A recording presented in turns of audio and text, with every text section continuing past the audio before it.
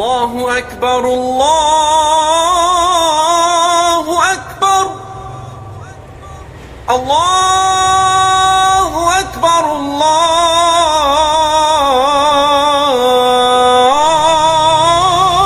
الله أكبر أشهد أن لا إله إلا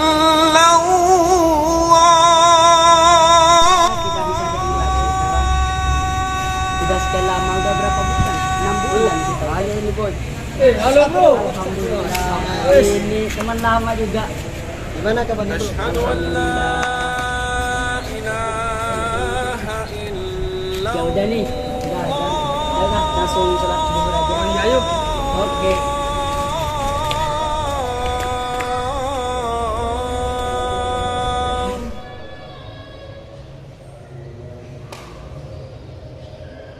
لا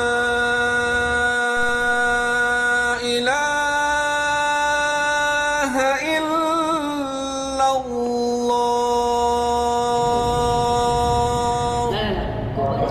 Kau pada baris semua ini. Ayo siapa nih yang jadi? Ayo pesan. Enggak. Ayo langsung aja.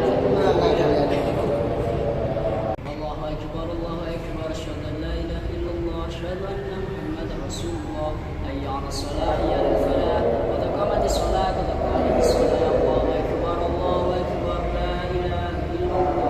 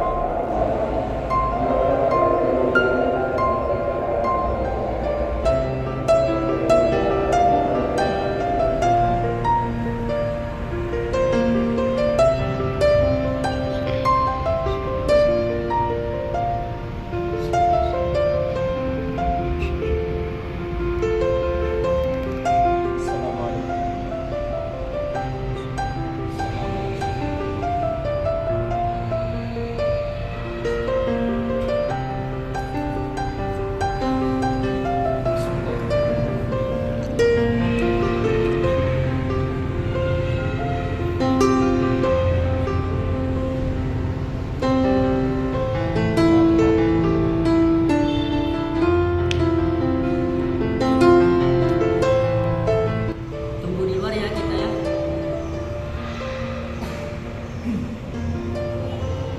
Kak, saya mau nanya kak. Apa satu? Saya selama ini sholat kok kayak gak ada rasanya.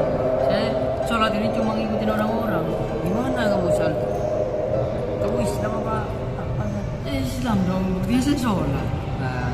Iya kak, saya juga ikut Biar gak salah paham, tanya aja ke Wahyu sama Kak Madi.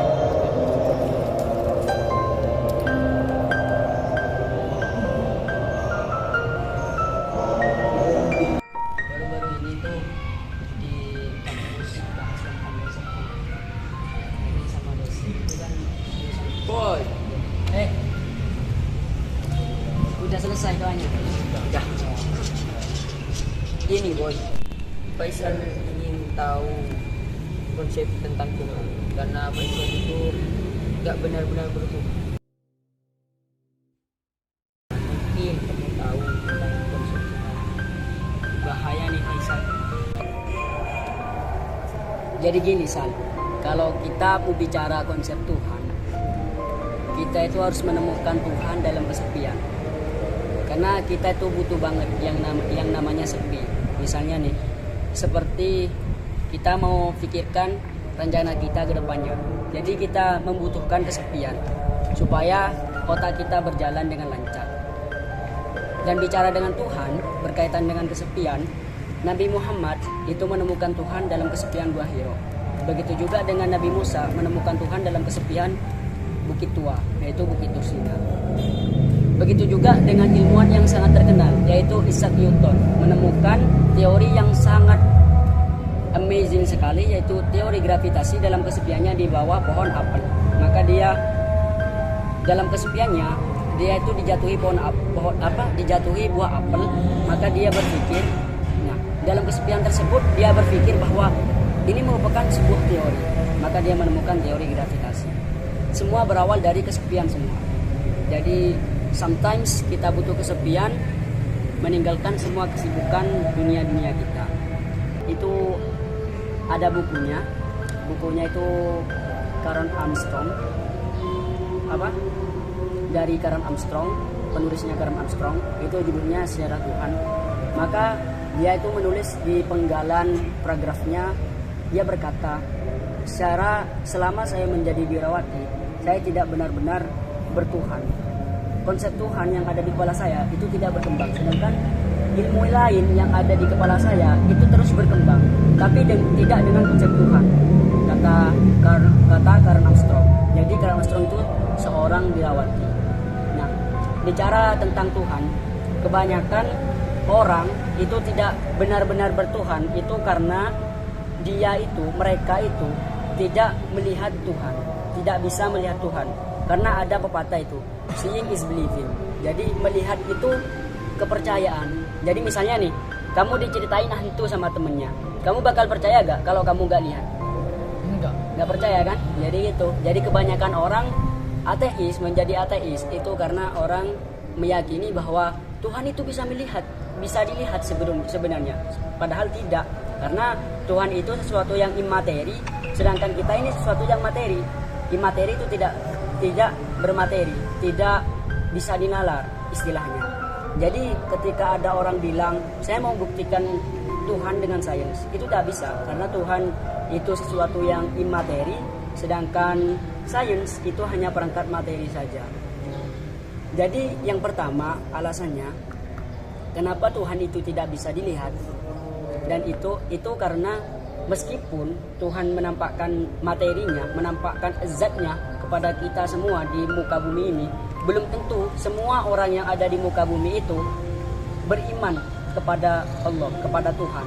Karena balik lagi ke zaman dulu, waktu Nabi Muhammad diminta kenabiannya dengan kemukjizatannya, setelah Nabi Muhammad menunjukkan kemukjizatannya kepada orang-orang kafir, mereka hanya bilang ini sihir yang nyata. Padahal mereka meminta kenabian Nabi Muhammad itu dengan mukjizatnya. Sedangkan setelah diperlihatkan kemukjizatannya, mereka itu malah bilang ini sihir yang nyata. Jadi permintaan itu hanya permintaan prank saja. Jadi gitu.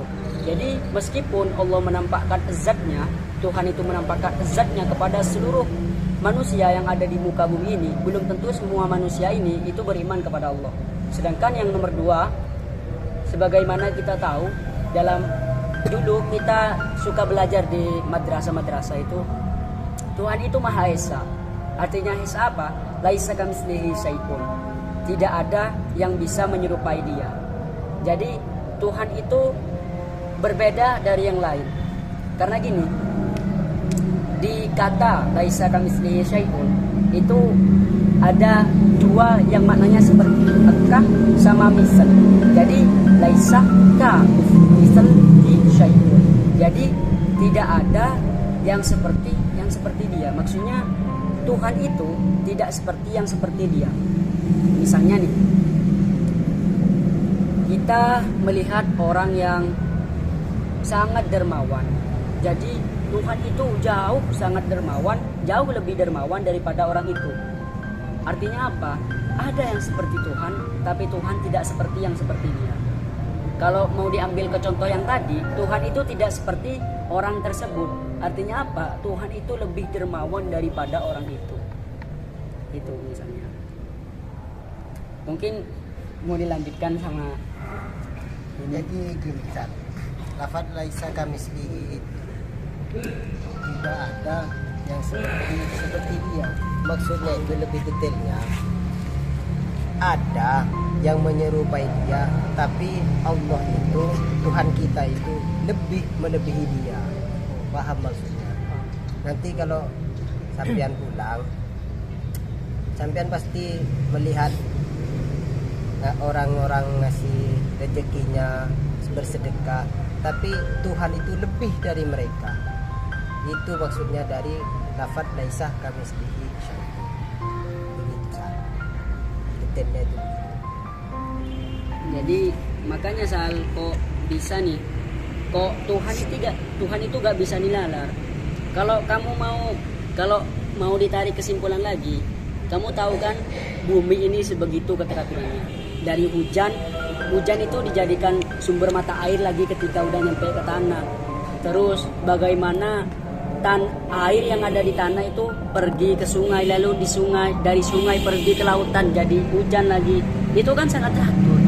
Masa dari keteraturan tersebut kita gak mau meyakinkan bahwa itu adalah sebuah ciptaan Tuhan?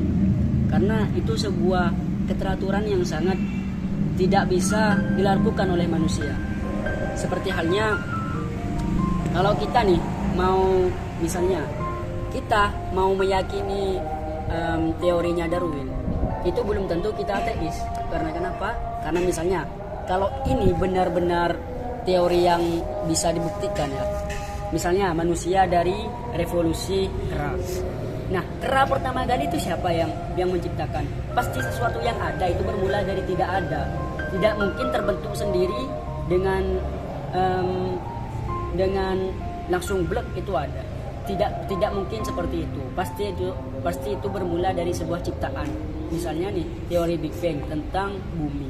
Itu tidak terbentuk dengan secara otomatis. Pasti ada yang menciptakan, meskipun itu dengan melalui proses. Jadi semua yang nyata itu bermula dari tidak nyata. Jadi seperti itu. Jadi kita kalau mau menemukan Tuhan, itu tidak harus kita menghadirkan Tuhan di depan mata kita dengan mata telanjang kita, tidak harus. Tapi kita hadirkan Tuhan kepada dia di dalam hati kita. Misalnya nih, kita dalam kesepian berpikir, sifat-sifat Tuhan itu ada banyak ya, dan sifat-sifat Tuhan itu baik-baik semua. Dan ada orang lewat di depan kamu, orang itu sangat penyayang. Misalnya ada seekor kucing yang mati di depannya, lalu dia menolong. Jadi kamu berpikir bahwa Tuhan itu seperti itu, tapi Tuhan itu jauh lebih penyayang, lebih penolong daripada orang itu. Jadi kamu harus pikir itu. Jadi ketika kamu udah menemukan bukti-buktinya, kan ada kan, itu dari sifat-sifat Tuhan saja, belum dari dauh-dauh Tuhan yang ada di Al-Quran. Ketika semua dauh-dauhnya itu terbukti di Al-Quran, maka kamu akan lebih yakin bahwa Tuhan itu ada. Dan kamu harus bertuhan, karena setelah kematian pasti ada hari pembalasan. Nah makanya tuh kalau ada orang ateis sama orang yang bertuhan ini punya dalil. Ketika kamu mati, apakah kamu akan rugi? Bertanya kepada orang ateis. Kamu akan rugi karena kamu tidak bertuhan di masa hidupmu. Tetapi kalau setelah mati tidak ada hari pembalasan, aku pun tidak rugi, karena aku memang sholat, tapi setelah kematian emang tidak ada pembalasan. Aku sama-sama gak rugi. Sedangkan kamu itu rugi kalau memang ada hari pembalasan setelah kematian, karena kamu tidak bertuhan di semasa hidupmu. Jadi gitu. Jadi kamu harus bertuhan. Nah, jika kita mau menemukan Tuhan, kita renungkan dalam kesepian, dan kita harus benar-benar mempunyai melihat bukti yang nyata, sehingga kita klik, baru saya benar-benar bertuhan dan saya meyakini bahwa Allah itu Tuhan. Jadi gitu. Bisa dipahami kan? Ya, insyaallah saya bisa. Coba nanti kamu pulang deh, nanti kamu lihat tuh orang-orang yang baik, orang-orang yang dermawan, orang-orang yang penyayang dan seterusnya. Pasti kamu berpikir Tuhan itu lebih daripada orang itu. Karena itu tadi, laisa kamitslihi syai'un. Dia itu tidak seperti dia. Pasti dia itu melebihi dia. Rasa penyayangnya, rasa dermawannya. Jadi seperti itu. Oh ya sudah. Kalau itu makasih ya, saya mau pulang dulu ya. Oke. Ya, Sal. Oke. Kapan-kapan main lagi, Sal? Kan ada bisa paham. Oh saya paham. Saya udah tahu sekarang bahwa Tuhan itu udah benar-benar ada. Kalau kamu gimana? Paham juga kata wah ini udah. Terus dengan diam, harus tenang, baru kita nyampe ke Tuhan. Oh gitu ya. Itu saya yang paham. Sama saya juga. Saya percaya.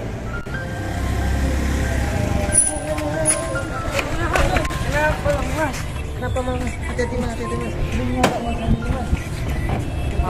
Kamu mas. Pelan-pelan ya. Ki, itu lagi. Kenapa itu orang itu Ki? Iya, baik sekali ya menolong orang yang nggak kenal ya. Tapi Allah itu lebih baik ya. Kata Wahyu tadi, Oh lebih penolong ya? lebih penolong dari orang yang penolong. Jadi kita nyambil jalan aja. Ki, sekarang saya sudah yakin bahwa Allah itu ada. Buktinya itu tadi. Iya, saya sama juga. Ngomong kita mau kemana nih? Ya, jalan aja. Belum makan 3 hari saya. Kasihan kamu ya. Terima kasih. Terima kasih mas. Orang itu baik sekali tadi ya, dermawan. Oh berarti Allah itu lebih dermawan daripada orang yang tadi. Saya sekarang semakin yakin bahwa Allah itu ada karena kita udah menemukan 2 bukti tadi. Ya, kurang bukti.